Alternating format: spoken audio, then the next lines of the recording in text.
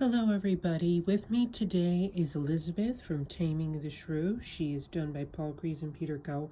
Marvelous and extravagant costume piece, one of their most dramatic and famous. This doll has an exquisite green gown that does have different shades of green blended in. This is a beautiful silk and it's 4 shades: mint, apple, peppermint, and sage. You can see that on the underskirt. Beautifully blended, very subtle, but giving that blend of color that is so gorgeous. And this piece does have reversible sleeves.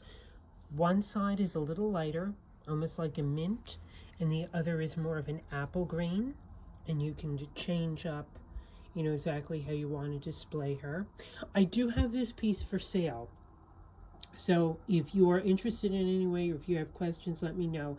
The reason she is for sale is sometimes I meet collectors and they want to, rather than sell a piece here and there, they ask me if I would take a lot of dolls. So I do have 2 Taming of the Shrews in my collection, so one is for sale. So that's why I wanted to give you a more detailed look in case you might be interested to adding the shrew in your collection, which I would definitely advise, because as I say, and I mean this is one of their most striking pieces. This beautiful bodice also has this sequining that I love. You can see this embroidery here, beautiful done, and it does have almost like an iridescent quality to the sequins and the beads.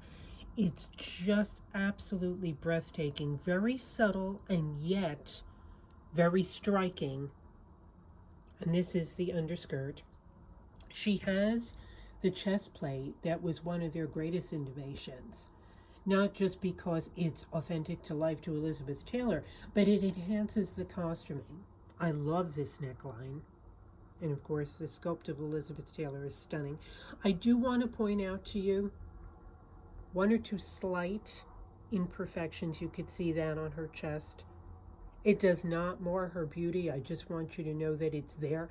Sometimes as years go by, 1 or 2 imperfections might show themselves, and you don't, when it comes to wax, you want to be, or any material that these dolls are made of, you want to be careful that you don't want to, a light non-abrasive cleaner I would suggest if you want to go ahead and try to remedy that. It's not very visible and it doesn't mar her beauty. I just want you to know that it's there.